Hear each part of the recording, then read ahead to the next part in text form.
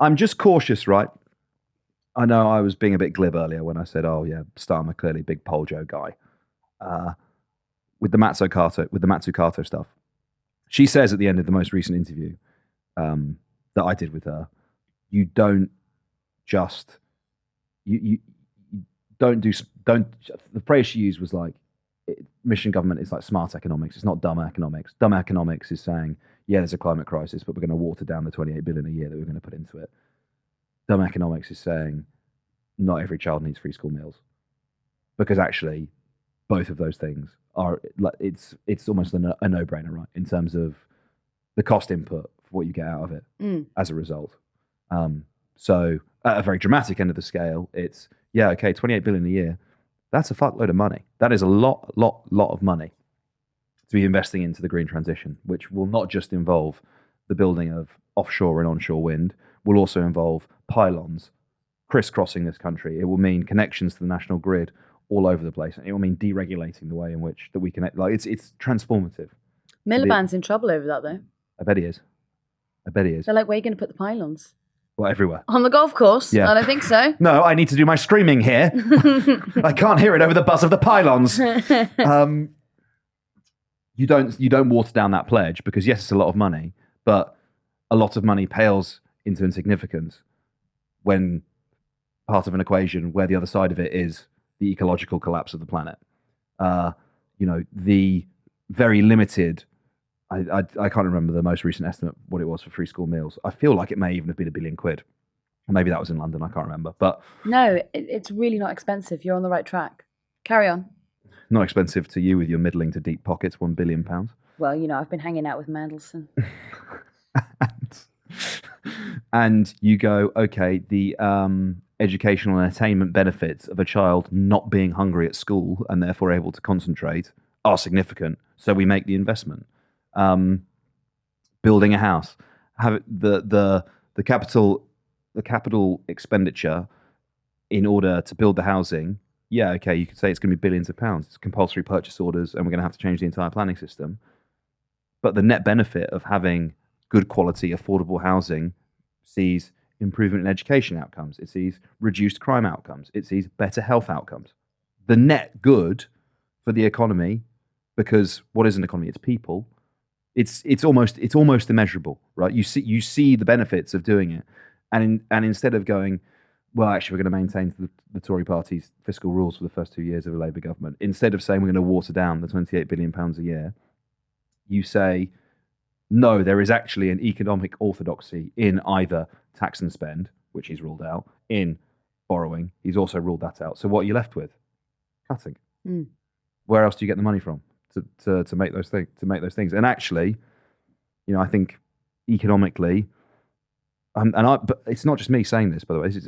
I'm lifting most of this from an Andy Haldane interview that he gave to the New Statesman about a year ago. Former senior guy at the Bank of England. Like, he is the orthodoxy, saying that there's about a Rizla between Rishi Sunak and Keir Starmer economically, and that actually having some slightly out there thinking and being a bit more progressive and out of the box, blue sky thinking, or whatever corporate way he expressed it, there's a lot that can be done. Well, what do you think that is then? Is it short-termism? I think it's terror. Right. I think it's fear. I think they're absolutely terrified of losing the prospect of the first Labour government in 13 years. I mean, rightly so. You're 20 points ahead. It must be terrifying to be 20 points ahead, because that's a farcical number, isn't it? To be in opposition. Yeah. It'll narrow once you get to election day. I've got no doubt about that. But still, so you go, don't fuck this up. I think they'll be relieved by it. You look at 2019. You look at the result in 2019. And this might be learning the wrong lesson of it. I would say it's part of the lesson. But, you say people don't want economic radicalism. So we go for technocracy, we go for managerialism. And I don't know. Look, there are part. I'm in two minds about Keir Starmer's Labour Party. I really am, because on the one hand, you're going, we're going to build our own, nationalised energy company, and you go, oh, that sounds pretty funky. Sounds like that's something I could jive to. You say we're going to build 1.5 million new homes. You go, oh, okay. You're getting there. And you drill down into it and you think about it a bit more and it kind of, I don't know. You do know. But maybe we're being a bit, maybe we're being a bit much on him. You think? Well, possibly. I mean, the election isn't called, is it? No. Do you know what And he's still flirting with the electorate now, isn't he, really? He's flirting with the business leaders, flirting with the prospect of becoming prime minister.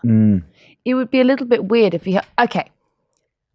At what point in time has nailing down your pledges worked? Like, did it work for Ed Miliband carving it into the stone, for example? No. Yet stone. No.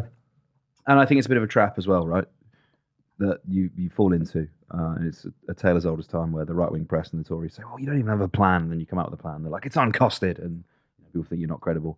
So you wait for it. You wait to publish your manifesto. So there's a bit of that going on. I don't know. I honestly don't know how progressive a Keir Starmer government is, because at the same time, you hear the stuff about police crime sentencing in courts and public order, that none of that legislation is going to get rolled back. We've got to wait for it to bed in and see how it's enforced. And it's some of the most draconian, authoritarian legislation that we've seen. And so you say, right, well, he's a narc. He is a former narc. So he must love that kind of stuff.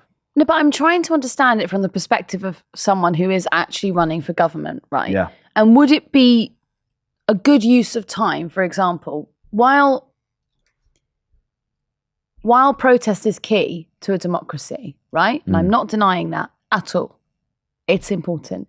Would it be the best thing right now, when you are in the middle of a cost of living crisis, when you're about to put down this new deal for workers, when you're about to embark on all these infrastructure projects, to say in the first 100 days, I'm going to repeal the police crime and sentencing bill? Yeah. Is it the right time to do it?